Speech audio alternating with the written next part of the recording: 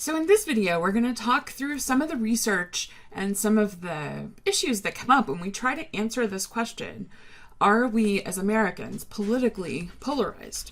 I think most people's knee-jerk reaction is to say, obviously, we are. But when you start thinking about what it means to be polarized and what evidence might suggest that we are, it becomes a little bit more murky. So I'm going to talk about this book called Culture War, ? The Myth of a Polarized America. This was written by a couple of political scientists, Morris or Mo Fiorina and Samuel Abrams, along with Jeremy Pope. And they, in their book, which is a really, really interesting book written for a broad audience, not just an academic audience, but in their book, they talk about 4 reasons that we think we're polarized, but that may not actually suggest that we are. And they're here. I'm going to talk through each of them in turn. So the first one is that we don't distinguish between closely and deeply divided. So I'm going to show you a couple of graphs, and I'm sorry, this looks a little mathy, but I want you to think about the implications for what we have here. So in the top panel, we have closely and deeply divided. The idea that we're closely divided is that either side could win an election. So the election is close. But the question is that because there are a lot of us who are in the middle and we just kind of go back and forth? Or is it that most of us are not in the middle, but a few people are, and they're the deciding factor? So in the top panel, we have closely, but also deeply divided. So notice that here in the middle of the graph, where we've got the moderates, there are very few people. But out to the side, there are these great big fat tails on the distribution. And that suggests that most people are not in the center. And so there are only a few. But in the bottom panel, closely but not deeply divided, most people are kind of in the middle. And it's just a handful of people who are really extreme out to the left and the right. The problem is that we don't have a really good way to determine which one of those two things is true. We don't know if we're closely and deeply divided, or if we're merely just closely divided. And the reason is the second thing, that we mistake choices with preferences. So what we mean by that is really illustrated nicely here in this graph. So this is a study that was done late last year by the Pew Research Center that looked at what most Americans said about whether abortion should be legal in all or most cases or illegal in all or most cases. So if you're asked, do you feel like abortion should be generally legal or generally illegal, you would answer one of these two things. And you'll notice that there's a clear divide. Now, at some points over time, particularly it looks like maybe around here in like 2000, 2003, 2004, maybe, we were much more closely divided between the two options. There's a little bit more distance now, but we still have a deep divide in this country about, I suppose I shouldn't say deep, should I? We still have a divide in this country about whether abortion should be legal or not. But the fact is, most of us have preferences that are much more nuanced than this question's choices allow us to express. So in elections, we look for evidence of polarization by looking at how many people voted for the Republican or the Democrat. But we all know that almost nobody agrees with everything a presidential candidate says or advocates. It's more nuanced than that. And so we're looking at data about which choice you made, but we don't actually know whether your underlying preferences, those things that you care most about, are divided, because we can't assume that you agree with everything the person you voted for says. So this is a really blunt instrument then, asking people, do you think that abortion should be legal or illegal in all or most cases? But when we start to dig deeper into public opinion around abortion, which I would argue, and I suspect you would too, is one of the most divisive issues in our country today, When we ask people, and this was from a Washington Post ABC News poll in summer of last year, about whether states should make it easier, harder, or not change women's access to abortion, you'll see that we get even more nuance here. So now it's not just yes, no, it's should we change it? Should we make it easier? Should we make it harder? And you'll see that the plurality of people say we should leave everything as it is now. Another way we could look at this is to say, okay, well, should it be legal under any circumstance, under certain circumstances, or illegal in all circumstances? And what I want you to notice is that a majority of Americans, over 50%, in most years of this study going back to 1975, say that it should be legal only some of the time. A minority of Americans, no more than 22%, but usually around 15-20%, say that it should never be legal. So most Americans, we would say then, are pro-choice except, or pro-life except.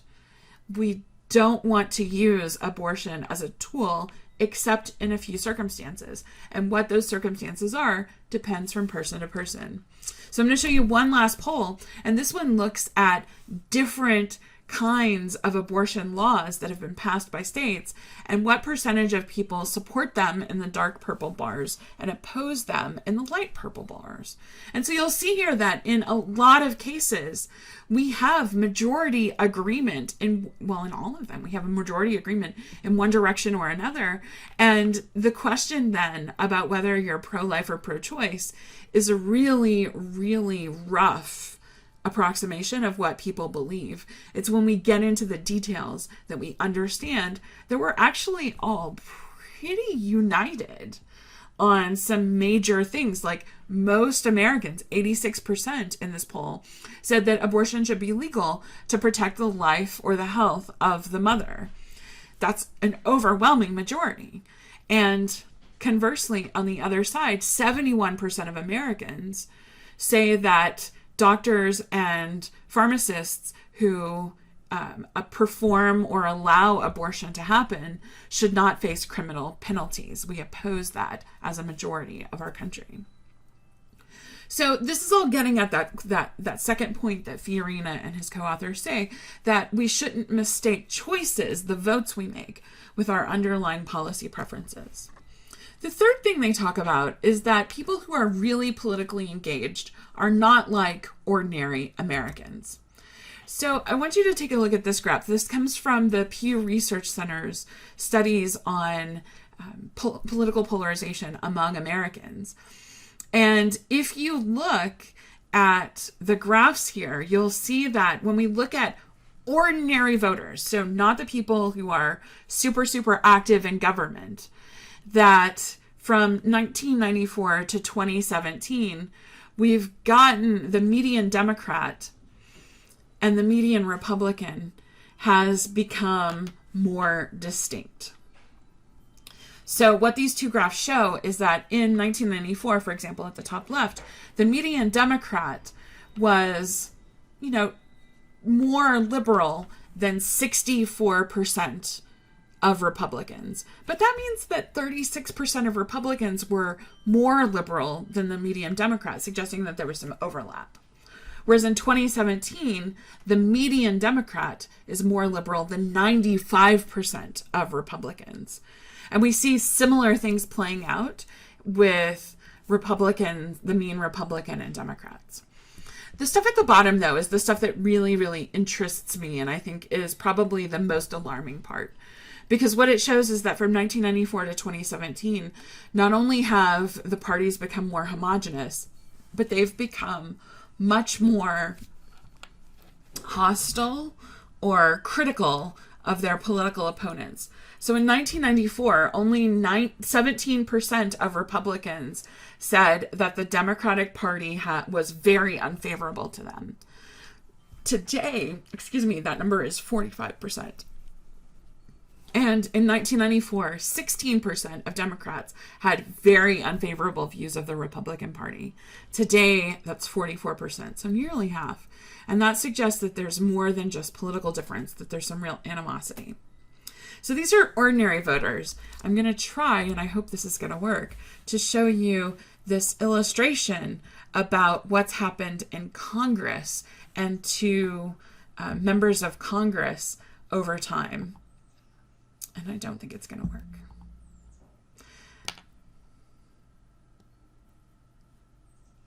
Here we go. So this 60-second animation shows how often Democrats and Republicans have voted together in Congress over the last 60 years. I hope this is going to play, okay? So I think this is fascinating. I'm just going to let it play.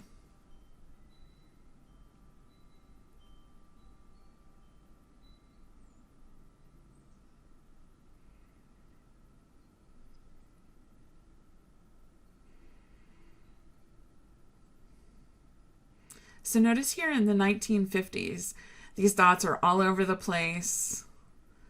They interconnect a lot. And then as we get into the 1960s, this is when civil rights legislation starts to be enacted.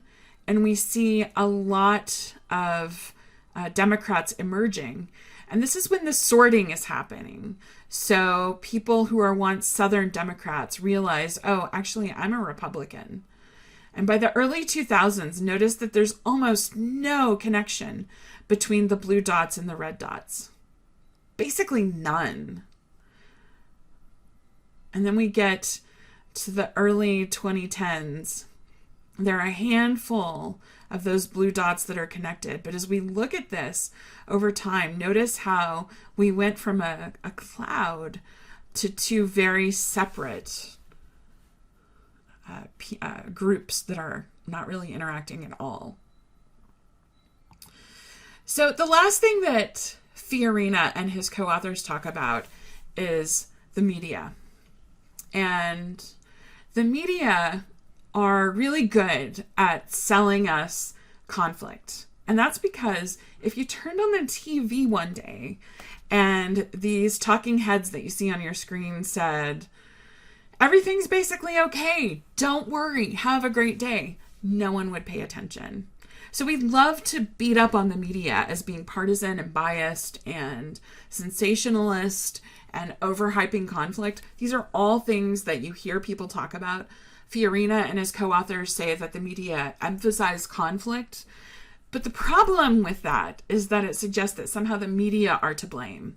When I would argue as a recovering journalist and a person who's interested in media scholarship that these media would not continue to be on the air if we didn't watch.